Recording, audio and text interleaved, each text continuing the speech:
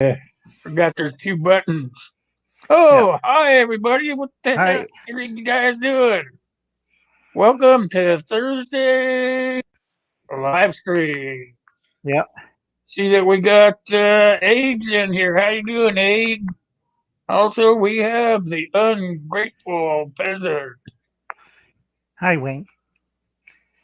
And we And also got Kaylin. we got Kaylin Strain. How are you, Kaylin? Good to see you in here on a nice Thursday afternoon. It is a beautiful day here in Nebraska. Whoops. Uh oh. Turn That was your me. phone down.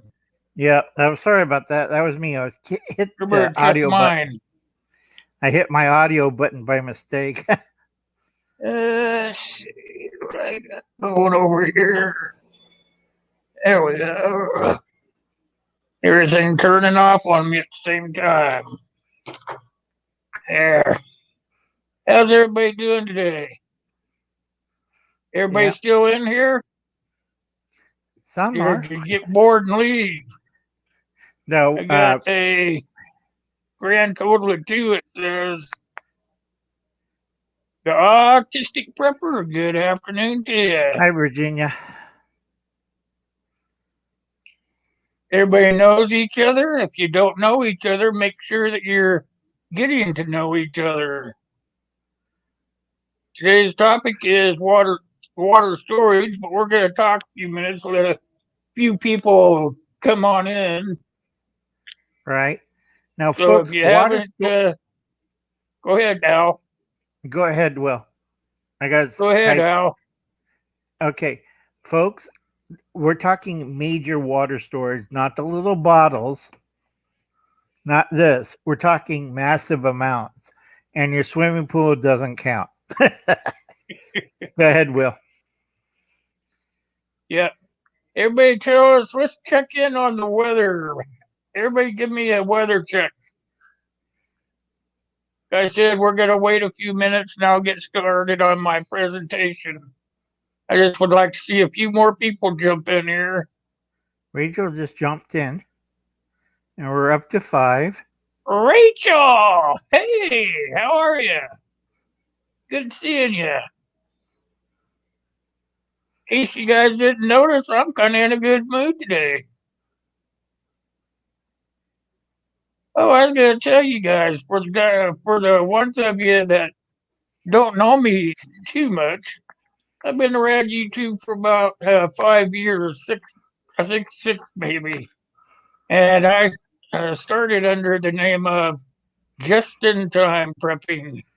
So if you'll look that up, you'll go and you'll find like, I don't know, 6 or 7 thousand videos of me doing prepping stuff. That was all before I got sick. The sickness I am now, I have COPD, so it's slowly getting a hold of me where I can't do as much as I used to. But I have quite a bit of knowledge, and between me and my buddy Al here, we can really whip it on you pretty good. So, Right. y'all Kaylin have said it. any Kaylin says questions? it. Make sure you ask. Kaylin says it's drizzling and 73 in Des Moines, Iowa. 73. That is a perfect temperature. Right, but it's drizzling. They have cloud Drizzling. cover. Yep. That's because you stay in the house till it's warm, then you go out and cool off in that nice misty rain. Yeah. And Michael's just joined us. Hey, Michael. Michael 58. How the heck are you, my friend? Good seeing you dropping in. How's the weather where you're living?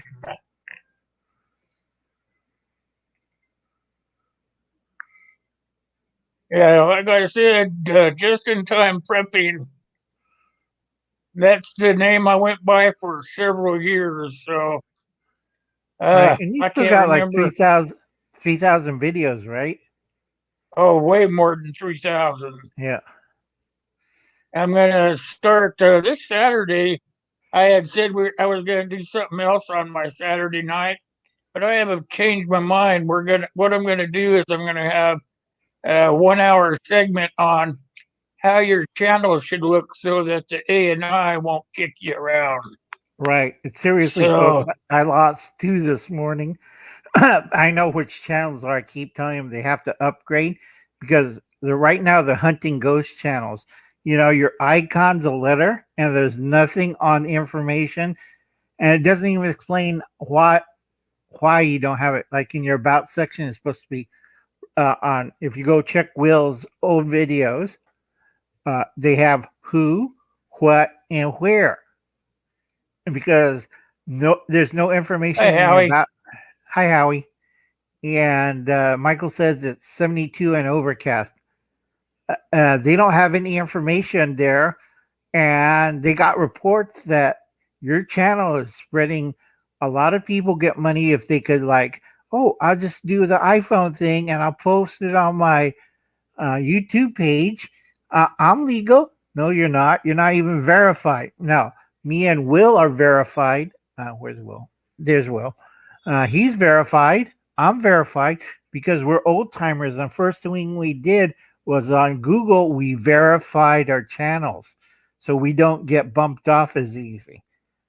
But yeah. if you don't, So this Saturday I'll use my OBS because with my OBS I can go in and pick a channel up and show it to you guys and show you what you're not supposed to be doing. right, It's because easier to do on the OBS than it is on StreamYard. right, because there's a lot of channels. If you make a video like we do, we get a lot of porn bots, right? Well, Oh man, or what was it? how's Some Howie doing? How I you think feeling, Howie's my alive. friend? Yeah. Also, I get those spam bots that try to sell you wheelchairs, life insurance, caskets. You look sick. Do you need a coffin or a graveyard plot for you and your family? I'm like, what is that? And it drives me nuts. I hate spam bots and I hate ghost channels because a lot of gamers, what they did back in, I think 2 years ago, back in 2018, they were the fun thing of trolling and swatting people. So they put up fake accounts. Well, YouTube right now is going after a lot of fake accounts. A fake, your not original account, not active, not up set up right, and you're trolling people or swatting them. They're going after people. And then I think they accidentally went after Steven Crawler. He's suing YouTube for $1 billion because he didn't swat anybody or play jokes or anything. He was like a information news outlet, Steven Crawler. So he's suing YouTube big time. We're talking buku bucks. And he named the Chinese company in charge. He's suing them and Google for conspiracy, racism, and let's see, what was the other charge? Dying him of restricting of freedom of speech, because the company that's running YouTube, it's a Chinese company, and we might get blipped. So I bet keep quiet. So sorry about that, folks. You did not hear anything from old Uncle Al.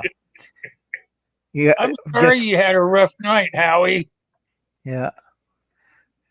We're still praying for you. Okay, yeah, we're praying for you, my friend, and you're gonna be okay. A-okay. Right.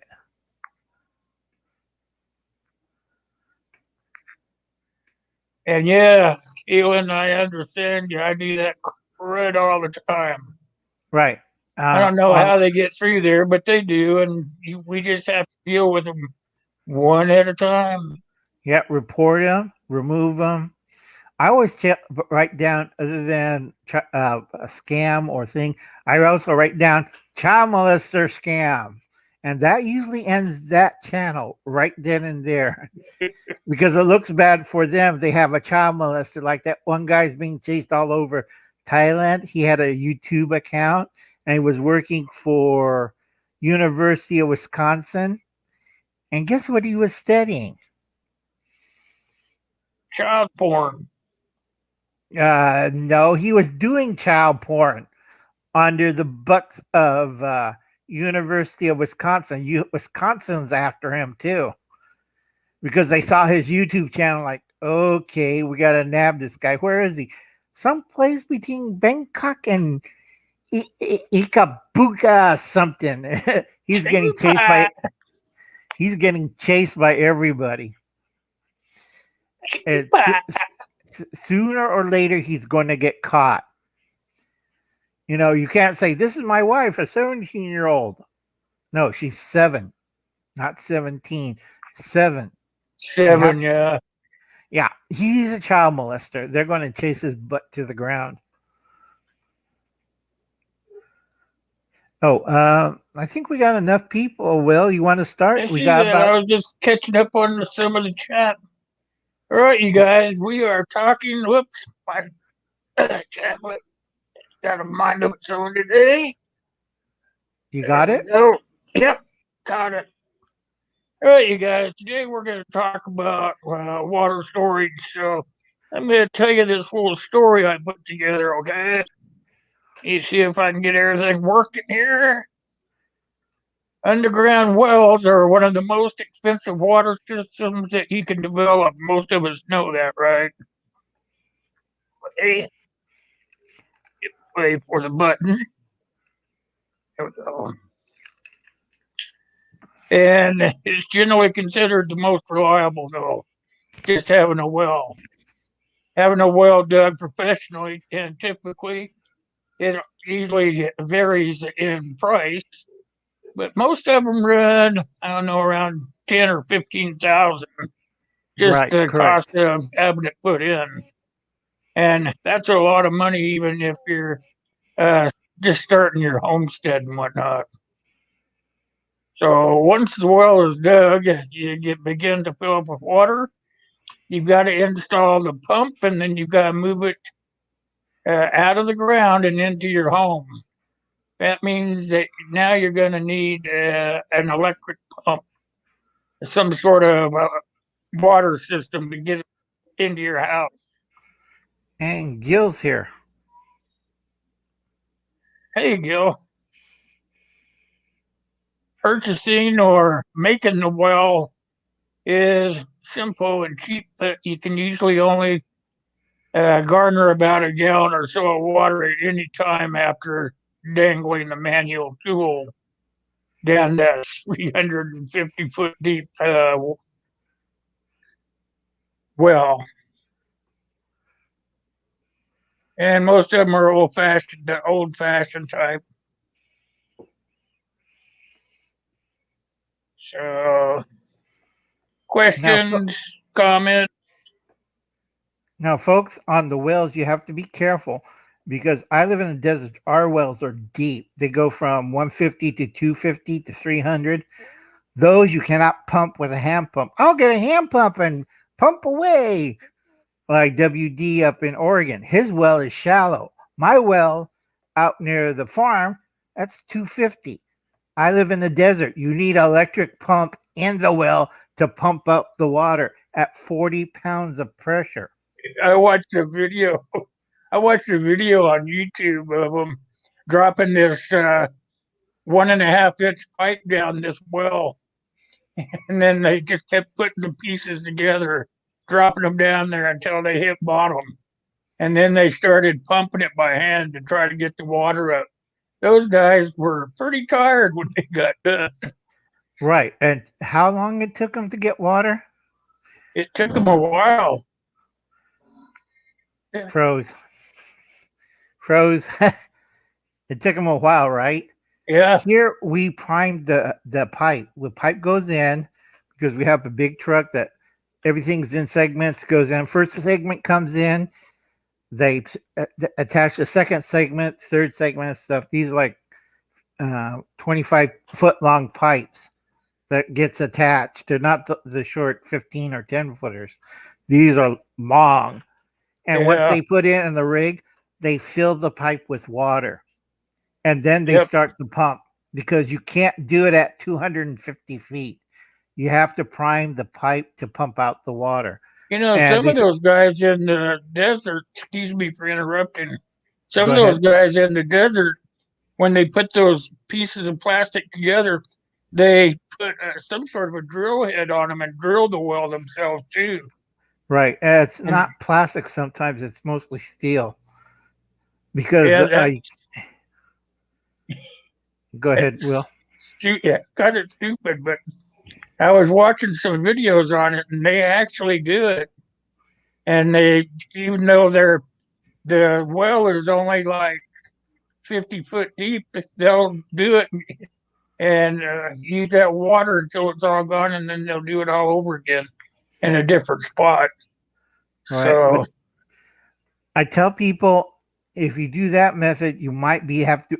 It's not water gather in one spot. It's you have to hit the aquifer area. If you drain that aquifer, you maybe got to go maybe 100 feet, 200 feet to about a mile before you hit another aquifer, and then you pump that dry and it starts all over again. And by when you're done, you owe the well company, the bank, the pump company about $100,000. yeah, Yeah. So when you guys do a well, understand the water's not unlimited; it's limited. So if we don't have yeah, I'm rain, online. yep. Hi, Dustin. And Lita, Oh, hi, Lita. Um, like I said, folks, the problem with wells is once you pump and dry and you don't have another rainy season to fill up the aquifer, it's going to stay dry. It's not like there's unlimited water.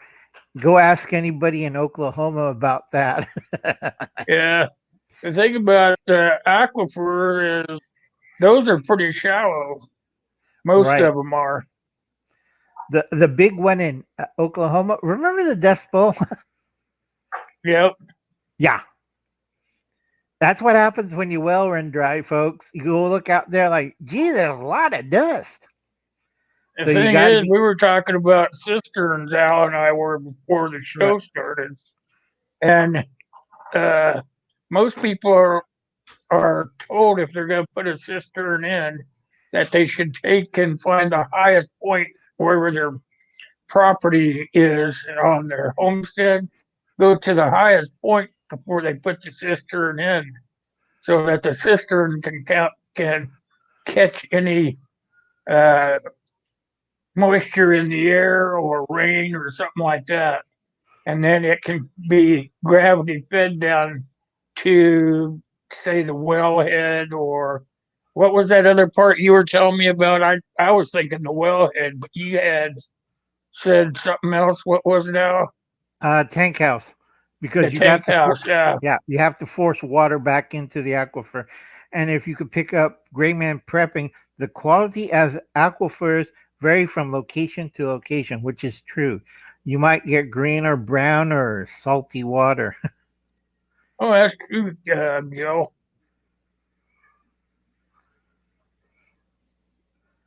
Yeah, but the cisterns, they can hold. It depends on how much moisture that you get in your area. That's real important to know all that stuff before you get into buying a homestead or whatnot, so that if you're gonna need, if you have like a drought in your area, that you're gonna have to try to figure out how you're gonna bring moisture into your homestead all year round. Right. So you may need to put that cistern in to catch the moisture coming out of the sky. Not just rain, it might be fog or just condensation or anything like Yeah. that. Cisterns are different from collectors. Collectors that gathers the water to put into the cistern. It's not the other way around. Cistern's a big holding tank that you position either above the homestead, underground, or I wish I had a chalkboard to draw. Yeah, sometimes I think about that too. I You're need a right, whiteboard back here. and just draw on it. The trouble with glistens, it's old school glistens were made out of concrete and stone, and they were asphalted or they were waterproof material with Yeah, they have what they're sealed on the inside. right, so they could collect water. And then you have the collectors. The collectors are different for each country. Peru uses a fog collecting system, which are big sheets of either aluminum or plastic, and they collect the dew, and it runs down to a rain gutter. Rain gutter runs down to glycerin. Glycerin runs down to the tank supply. Boy, that's a mouthful. Yeah, Try to say see, that. Gil's got it right. He's there in the side chat Yeah. about the aquifers.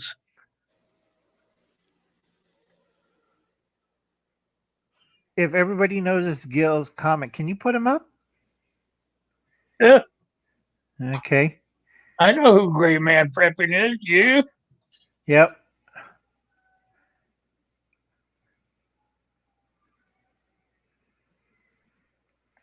Okay, aquifers depend on greatly on the soil composition, clay, rock, sand, etc. If you have a lot of rock, it means you don't have too much everything else in between. That's can't why get it's so water. important. Yeah, that's why it's so important when you're out looking for property or to build a homestead on or whatever that you are looking at everything, especially if you're going to live in an area that is going to be uh, bottomed out with a lot of drought. And that's happening a lot lately all over the United States.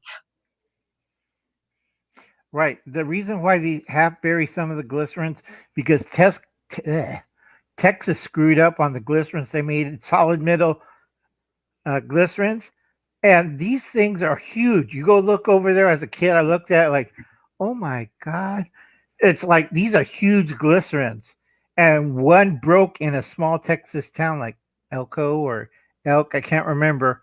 It broke, washed all the cars in town off the street and down the road, and Flushed them out, yeah. Flushed them out.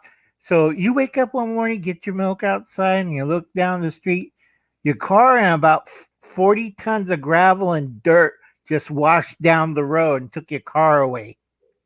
Because that's what happened to one of those metal tanks when something happens, earthquake, weight, shaking of the ground. Anybody who has an upright pool knows what I'm talking about. You shake one of the side of the pool, what happens to the other side? Will? It'll collapse. Right. And what happened to all the water in the pool? If you're on the other side of that. Yeah. That's why Sorry, they bury I was it. getting the link up there for Gil. Yep.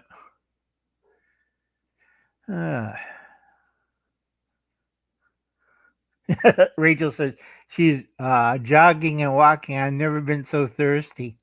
That's why you have a water bottle. See, plenty of water. Okay, well, what's next on the list?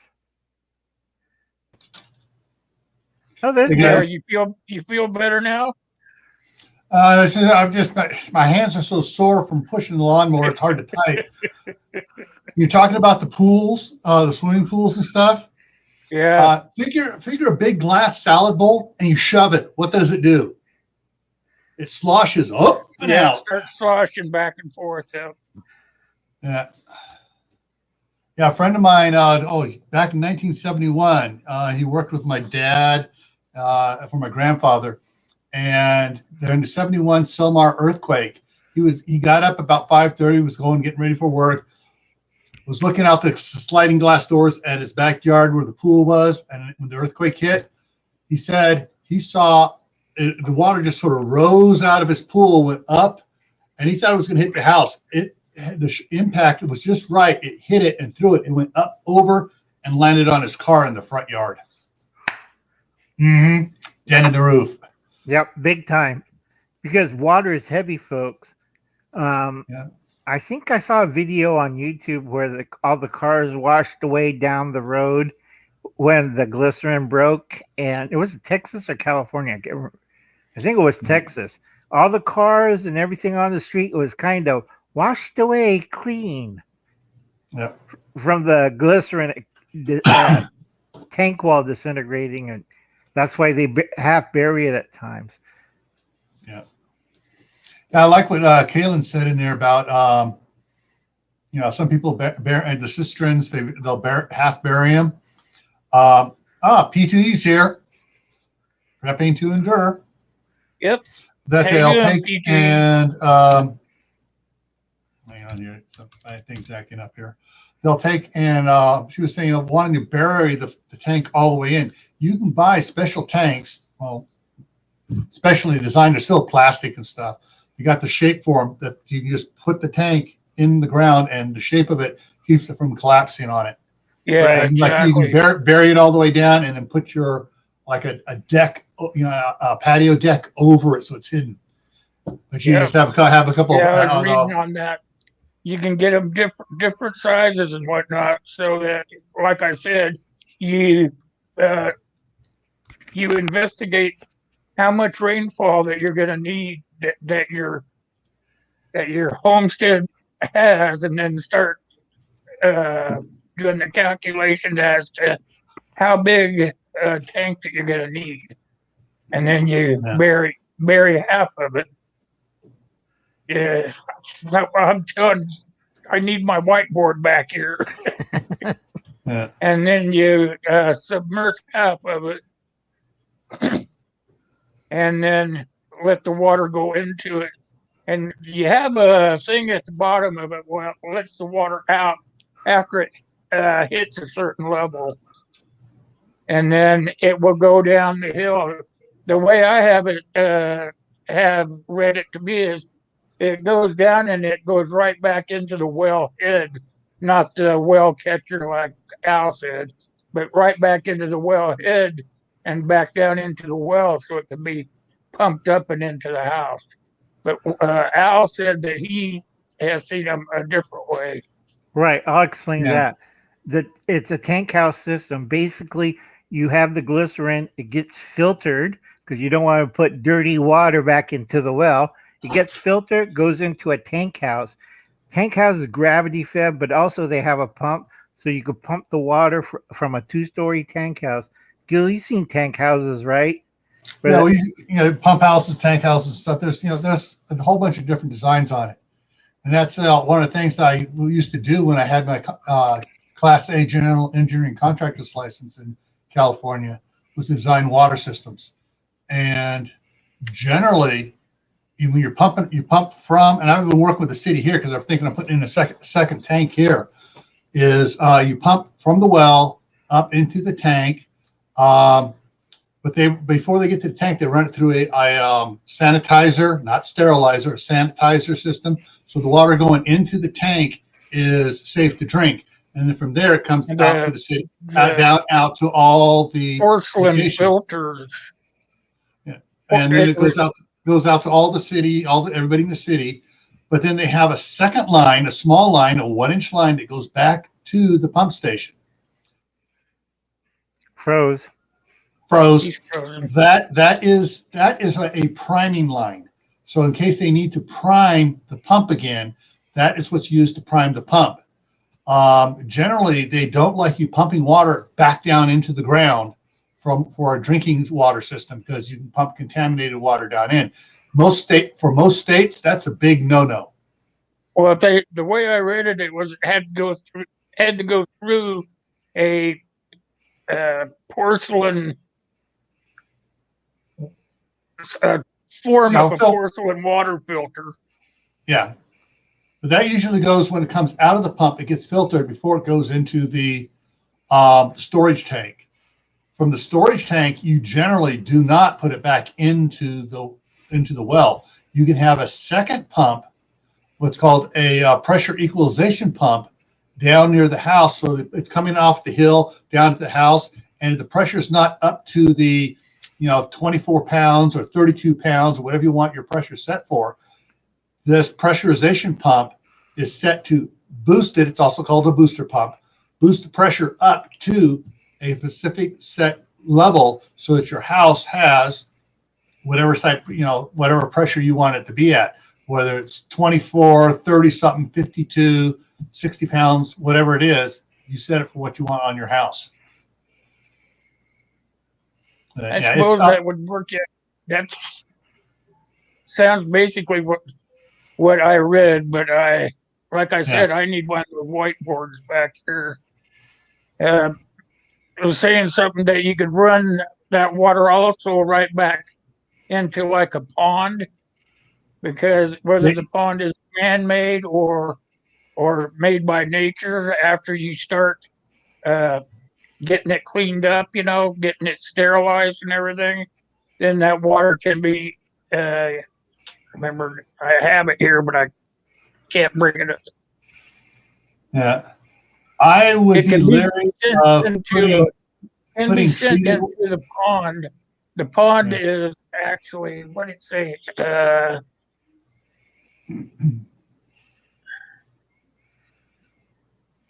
The pond has to be sterilized, and it takes it a couple of years to get to be into a sterilized position.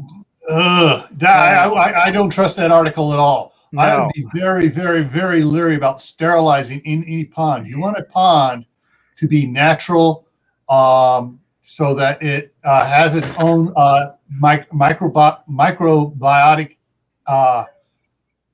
that's what it was environment to because especially if you have a pond, one of the best things you can do for it is to have fish in there. Right.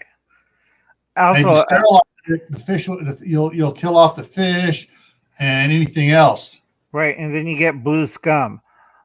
Trouble or with orange or orange scum. Only trouble with ponds is, if I remember that article right, it has to be pond.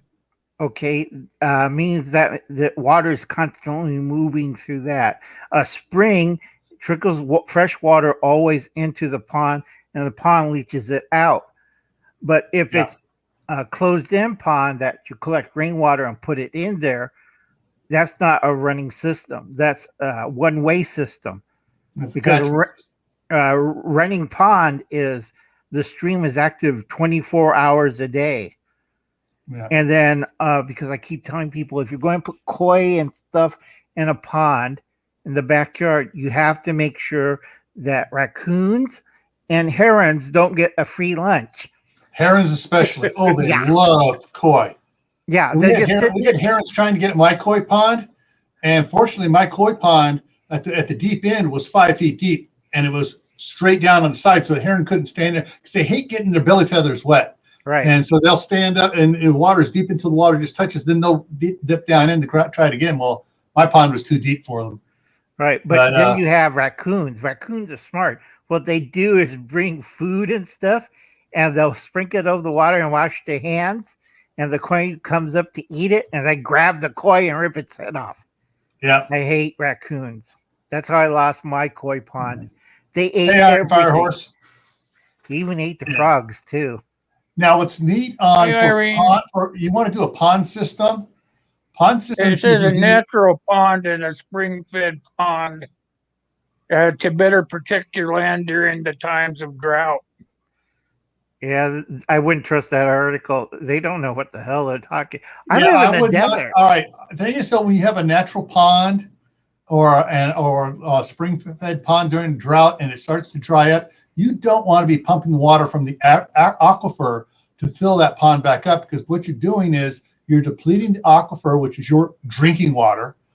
The water that goes into the pond, you're going to lose a lot to evaporation. And you really don't want to be doing that.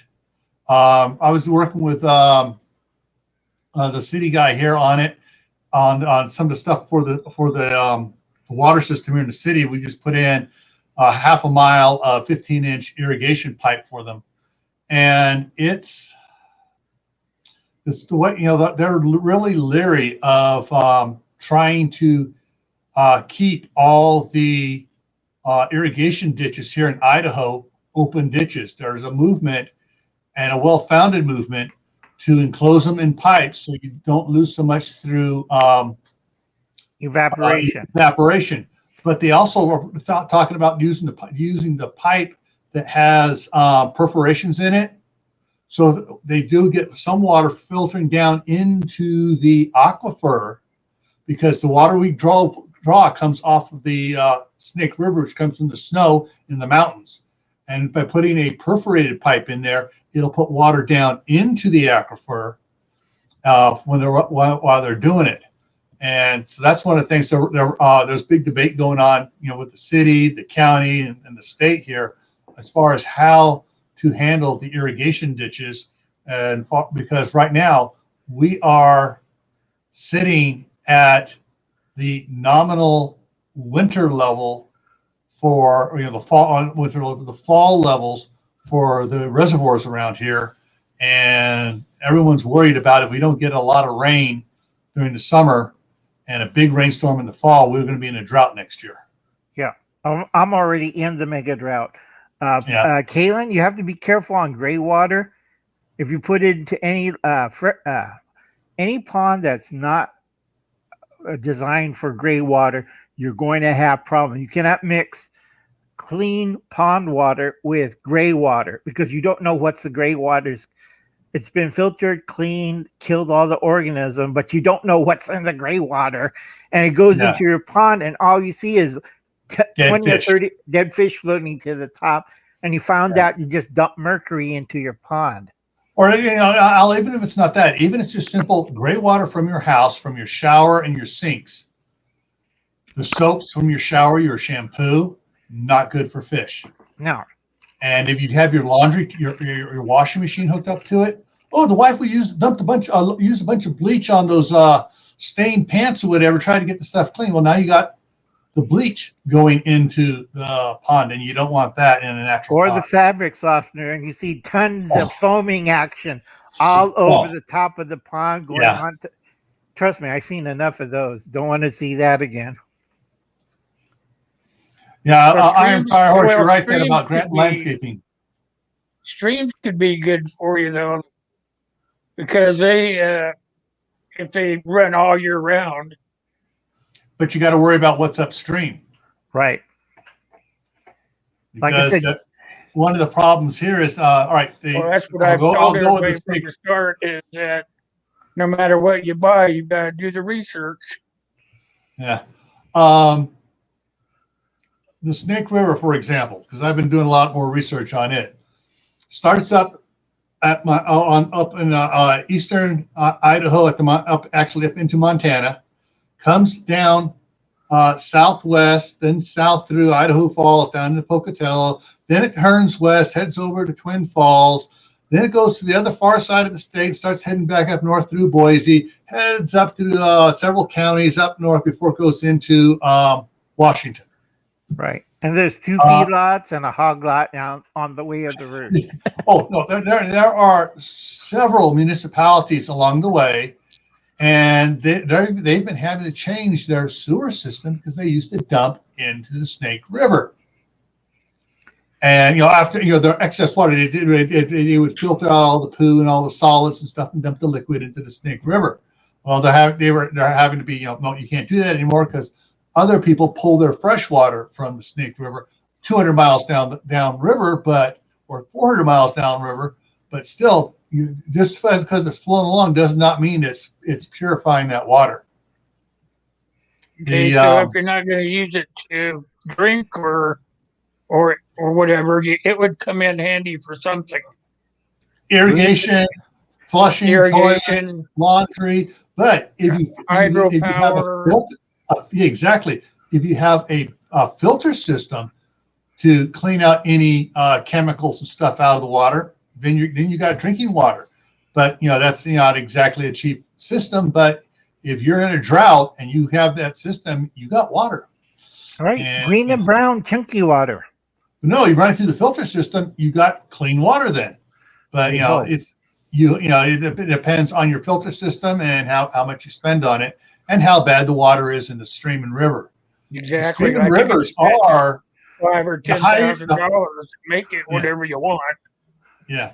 If you're farther away from the city towards the head of the stream or river or whatever, and there's not any commercial, industrial, agricultural properties along the way up there, you're up in the mountains, you can about count on that water being very good and clear. The only thing you got to worry about is stuff like giardia from the raccoons, the deer, and the bears pooping as they go through the river. Right, or Bigfoot. Yeah, or Bigfoot. But that's a simple fix for the giardia. All you need is that little ceramic filter that filters down to 1 micron. Like Will said. Like There Will you go. said, exactly. And that's How much where do you that want to comes pay in for handy. that? How much do you Oh, want yeah. to pay for that filter or filters? Now, right now, a good ceramic filter that'll do several hundred gallons is on Amazon is less than $20.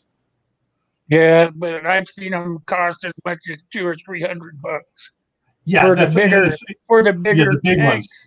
Yeah. Yeah, and also depends if they're incorporating it into a system already. You're buying the whole system, because then they're going to bump up the price on everything because Oh yeah. it's assembled, ready to go. Oh yeah. When I used to put in hot tubs and stuff like that, we really gouged them good on the filters. Oh, yeah. But like I said, folks, this is mass quantities of water. We're talking 1 year supply per person for a family of 4. There, got 4 fingers. So you figure how many gallons of water these people need. They're saying about and it makes sense, a gallon of water per person per day. Yep. Does not include bath.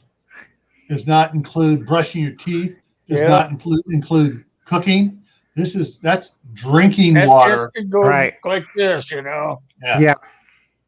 Basically this for drinking. So times it by 5. Instead of 1 gallon, it's 5 gallons. And that takes care of everything else. Right. But you got to understand, this is not for flushing the toilet. Because if you flush a toilet, you use from 3 to 5 gallons of water. Like old school Prepper showed us, she had to go out. That's to when the you want to rain use barrel. that water out at the pond. She got the rain barrel, filled it up, went back in the house, filled up the toilet. Repeat the process every day you want to use the toilet.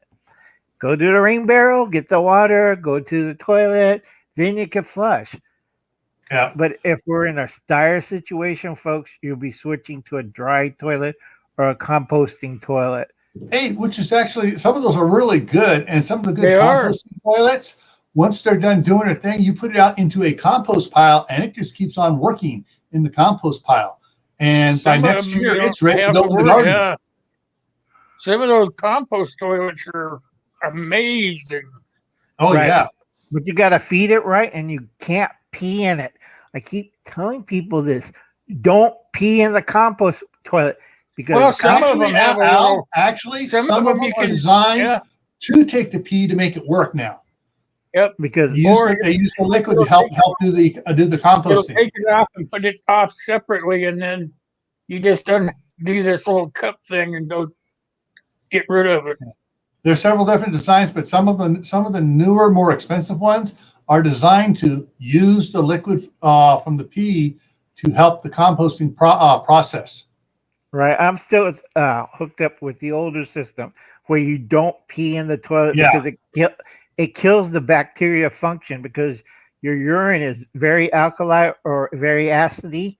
And Ammonia. Right. It throws off the pH in the bacteria cycle of the compost. And that's why they said sphagnum moss and sawdust. You put tons of it into the toilet. That's one of the things they're doing. They have the bacteria you can buy that actually eats the ammonia. Yeah. Because when I went back it's been 20 years now. When I was working for MCI, which is Mountain Cascade Incorporated, not Mountain Communications. They're a construction company, but they branched off and were doing hazmat remedial work. And our division was working with Lawrence Livermore Labs biotech guys down there, and they were creating bacteria that even ate oil. Look, we lost them. So they could clean up oil spills and stuff by spraying this bacteria out there that would eat the oil and process it into basically good fertilizer type stuff, natural fertilizer, just changing the carbon around on it. But they were developing all sorts of things. They just did stuff that would take care of sulfuric acid, even bacteria that would neutralize sulfuric acid, and a bunch of other things. So there are out there a lot of bacteria designed for taking care of pollutants that if you can get your hands on, they can take care of a lot. Yeah. There's Will. Okay. Yeah, he had to go to the Will had to go to the bathroom. I have to adjust a few things because of the solar flares. I'll be right back. Okay. I went to get one of those posting toilet pictures, and I pushed the wrong button. Yeah. For as far as composting toilets, if you can get connected up with the right people, they have access to the bacteria solutions that you can use that'll take care of every type of thing you put down your thing. It'll eat the bleach, it'll eat the ammonia from the urine. It just breaks it all down into almost a pH 7 biomass. Hey, ungrateful present. Ungrateful present. Some of them are pretty damn handy. I'll bring some up here in a second here. Try not to push the wrong button this time.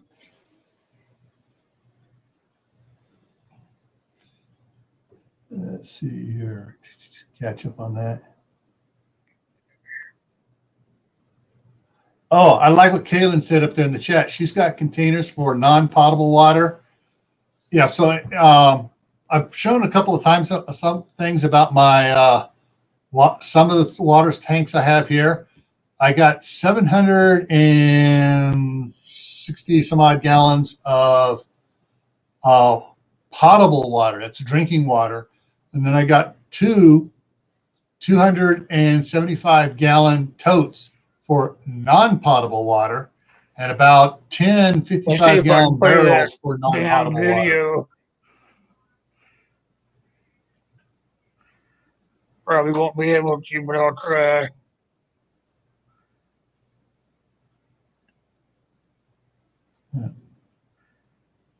It's not sharing the sound. Right. It's all right, but everybody got the idea for the composting toilet.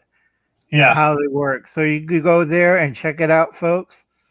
And before we drift off on toilets and stuff, remember our main topic is massive water storage. And you could get like Gil, did you get your That's your size, Al. What? That one's your size. What, toilet? Yeah. Okay. Anyway, he wants to know what size your composting toilet is. Oh, mine's the old one. It's the little one with the drawer underneath. That's why you can't pee in it. It doesn't have the closet below it. It has like a little compartment. Yeah. Hey, Will, check out Ungrateful's comment there. He's saying about the that one. That's I think that, and actually in some areas of the country, they are giving the counties or cities or they're giving incentive money, grant type stuff for people to build new houses with both a gray water and a black water system to separate it, so you can collect your gray water and they can do one thing with it. And some cities are allowing you to turn that gray water right around and use it for your watering your grass, your landscaping and stuff like that. But it can only be from showers and the laundry tub, not from sinks and not from toilets. The reason why not sinks is because of all the toothpaste, mouthwash, and other stuff that goes down sinks and stuff, and all the hand soap, the antibacterial hand soap. You definitely don't want to be using that stuff, because it basically kills the bacteria, breaks stuff down too. Right. if you're looking for a metal tank, Iron Horse, Irene, they have. If you check with your, I'm trying to remember. There's 3 companies that work with regular well companies that do sell tanks for you, and it goes up to, I think, 300 gallons for the metal tanks, and after that, it's a cattle tank. Well, actually, as far as metal tanks, you can get either the regular steel or stainless steel tanks. Or stainless steel, it's going to cost you your right arm, your left leg, and your right. You get Right, it. yeah. But some of the steel ones, they can actually get the steel ones that up to 10,000 gallons. And what they do is they put a when they build it, it has a hatch in it, so a person can actually climb down inside of it, do any cleaning, whatever.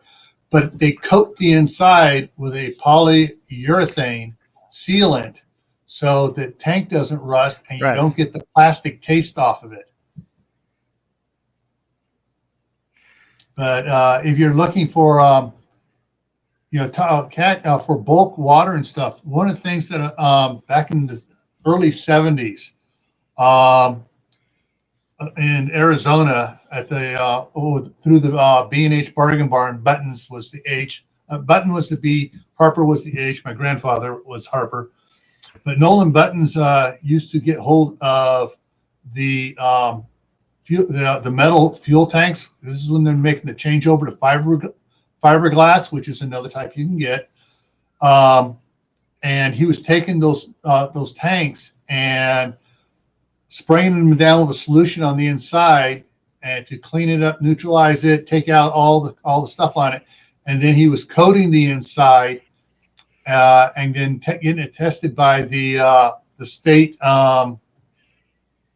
health department guys to make sure that they get a certificate for it to be able to be used for water storage.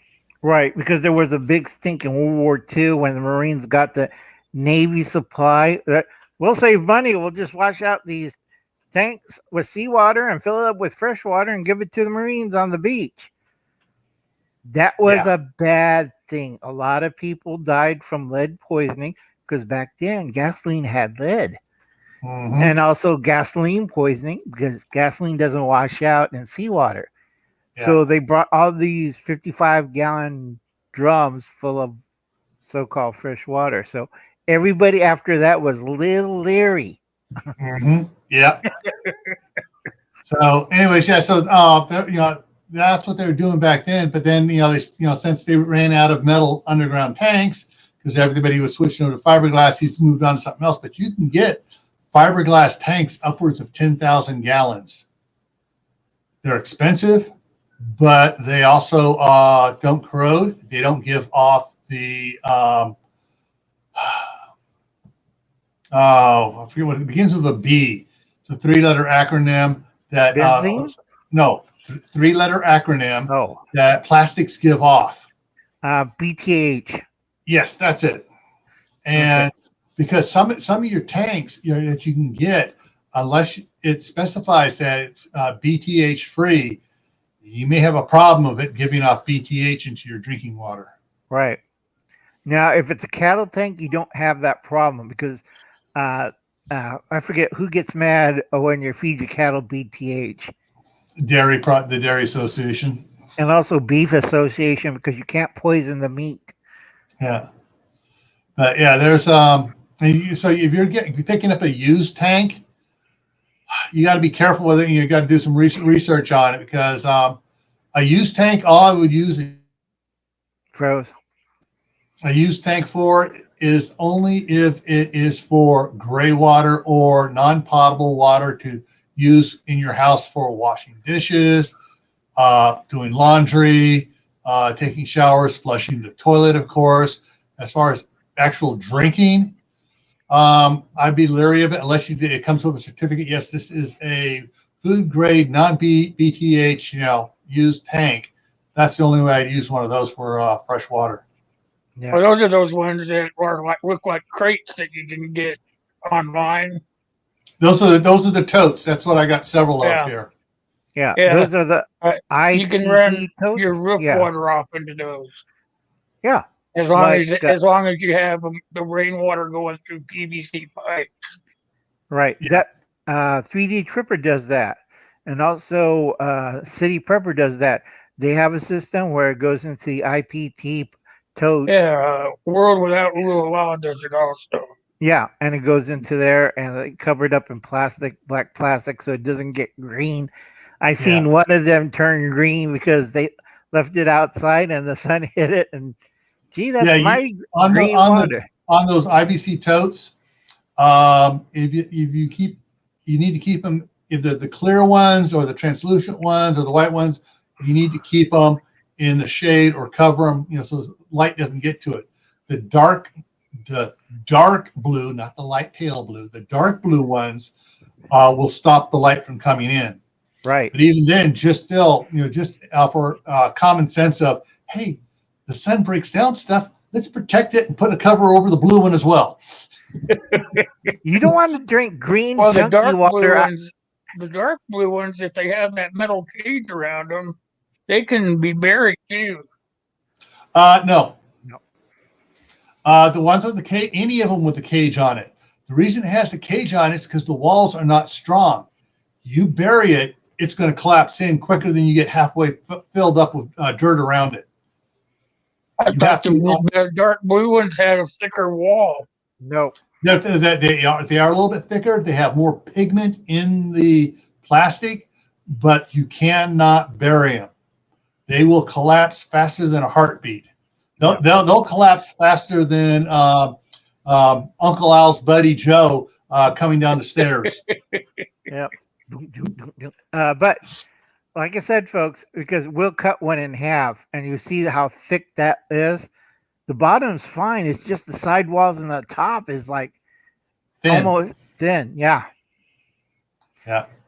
So you don't want to bury them. We're at the top of the hour, Will. Anything else we have to cover? Yep, just water today. And we covered everything on water, folks. So if you do store a lot of If you have any water, questions, now's the time.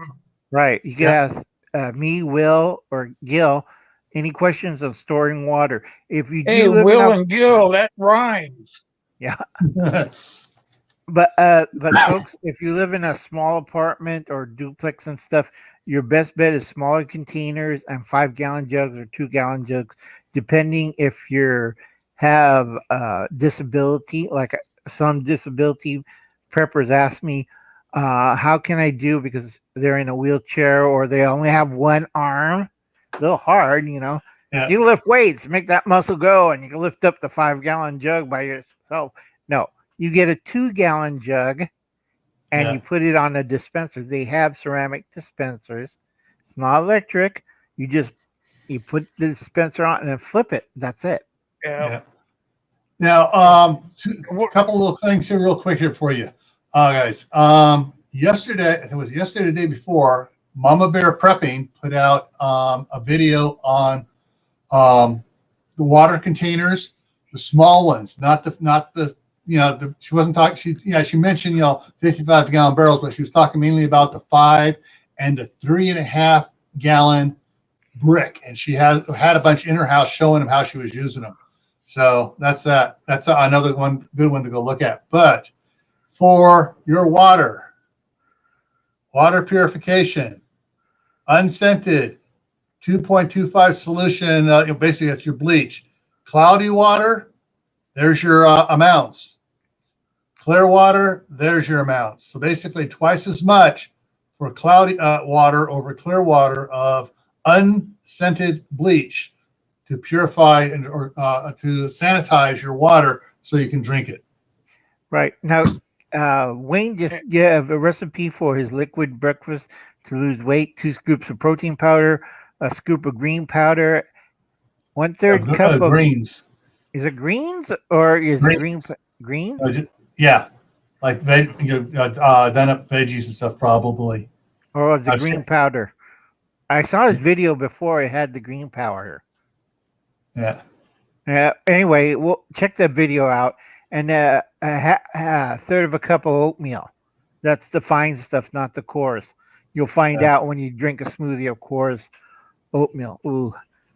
So Okay, remember, you guys, whenever you're gonna go out and look for homestead, just because it looks cool from when you're standing in the middle of the front yard doesn't mean that it's good enough to buy. You need to do the research and walk the property and make sure that it's gonna be able to sustain a drought or those kinds of things. Make sure you're doing the homework on the property before you're going gung ho into it. Right. Okay, It's like let's LA see. Prepper wanted to buy up near Three Rivers. I'm going to buy this property up here. I said, "Do you know the Three Rivers area?" "No, I'm from LA." I told him, "There's no water up there. It's granite. That's why nobody built houses past Three Rivers. It's granite. It doesn't matter if you drill 20, 30 feet, there's no water." Yeah, if you don't know the area, make sure you ask people. Uh, I bought a house, and I would make sure that I would walk up and down the road and talk to the neighbors before I made any commitments. So, it's the same thing with the homestead. You're gonna need to know the terrain and whatnot. Talk to a few of the neighbors, maybe go to the county and pull up some maps and stuff, and look into everything before you go diving headlong into Right. something you may regret down the road. Right. They have hydrological maps, so you could check out, especially California. It's not bad on the Pacific coast, but when you get to my territory, the central and southern Sierras, we're in a desert. There's no water. That's why we're really, when you talk about water, we have water wars down here. Let's see. We had a big one, Visalia versus Bakersfield. We were having planes and throwing dynamite at each other and shooting people, shooting aircraft. That was in the 20s and 30s, folks. Oh yeah, that was ugly too. And then there was some other stuff going on with the set when that and doing the pumping station over the Grapevine. Yeah. That was ugly too. You want to see gunfire? That was like, Yeah. I'm not, we're just environmentalists. Don't care. We're farmers.